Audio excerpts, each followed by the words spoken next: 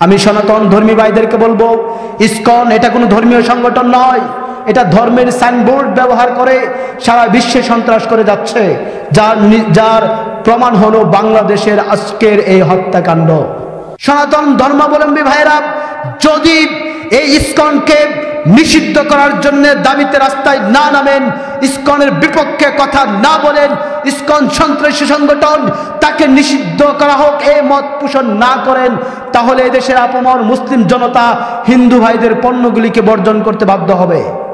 এই স্বাধীন দেশের স্বাধীন নাগরিক হয়ে মুসলিমদের উকিল ছিলেন, মুসলিমদের আইনজীবী হয়ে আজ তাদের হাতে নির্মমভাবে শহীদ হতে হয়েছে। সম্মানিত উপস্থিতি, আমরা অন্তর্বর্তীকালীন সরকারের কাছে দাবি জানাই, অচিরে এই হত্যাযজ্ঞের সাথে যারা জড়িত তাদের অচিরে বিচারের আওতায় আনতে হবে, দৃষ্টান্তমূলক শাস্তি দিতে হবে। আর এই সন্ত্রাসী সংগঠন সারা বিশ্বের যেই সংগঠন সন্ত্রাস করে যাচ্ছে, কানাডাতে নিষিদ্ধ হয়েছে, সারা ভারত জুড়ে যেই সন্ত্রাসী সংগঠন সন্ত্রাস করে যাচ্ছে, সারা বাংলাদেশের নিরাপত্তাকে যেই সন্ত্রাসী সংগঠন প্রশ্নবিদ্ধ করেছে, সেই সন্ত্রাসী সংগঠনকে দেশ থেকে নিষিদ্ধ করতে হবে, করতে হবে, করতে হবে।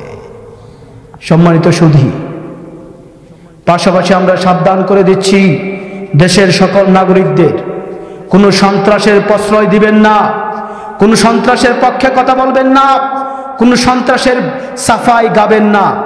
এদেশ সাম্প্রদায়িক দাঙ্গা মুক্ত বাংলাদেশ, অসাম্প্রদায়িকতার উজ্জ্বল নিদর্শনে বাংলাদেশ। এদেশের বাংলাদেশ মুসলিম, হিন্দু, মুসলিম, বৌদ্ধ, খ্রিস্টান সবাই এদেশে ভাই ভাইয়ের মতো বসবাস করে।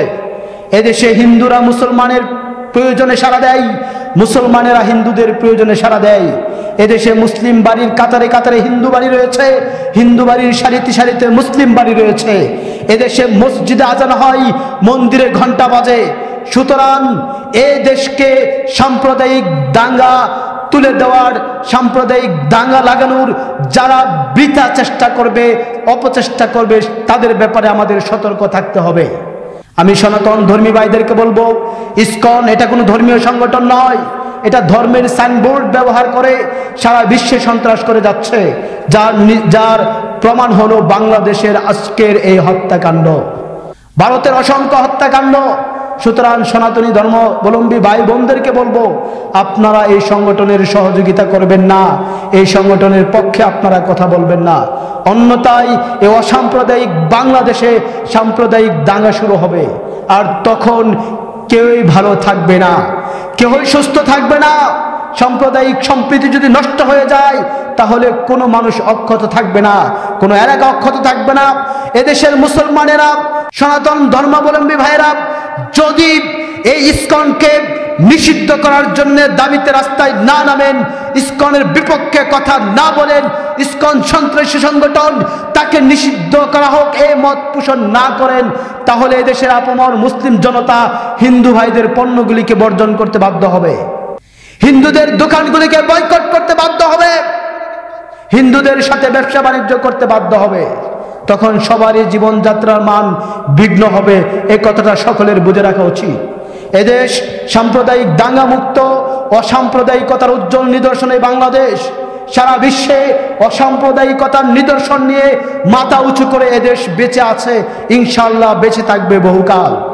সুতরাং সাম্প্রদায়িক দাঙ্গার উস্কানি দিয়ে, সাম্প্রদায়িক দাঙ্গা লাগিয়ে দেশকে অস্তিত্বশীল করে তোলার কোনো পায়তারা যেন কেউ না করে, এর ব্যাপারে সকল ধর্মাবলম্বী ভাইরা সজাগ দৃষ্টি রাখবেন। সকলের প্রতি আমার উদারত আহ্বান থাকবে, কোনো উত্তেজনা নয়, কোনো ফ্যাসিস্ট অথবা কোনো কুচক্রী মহলের চক্রান্তে পা দিবেন না। সকলেই ধৈর্য ধরুন, সতর্ক থাকুন, সাবধান থাকুন, আর সন্ত্রাসীদেরকে পুলিশের হাতে ন্যস্ত করুন, সেনাবাহিনীর হাতে ন্যস্ত করুন। এদের ব্যাপারে কঠোর হন, এদের ব্যাপারে কঠোর হন, নিজের জীবনযাত্রার মানকে উন্নত করে তুলুন। আল্লাহ সকলের সহায় হন। সকলকে ধন্যবাদ। আসসালামু আলাইকুম ওয়া রাহমাতুল্লাহি ওয়া বারাকাতুহু।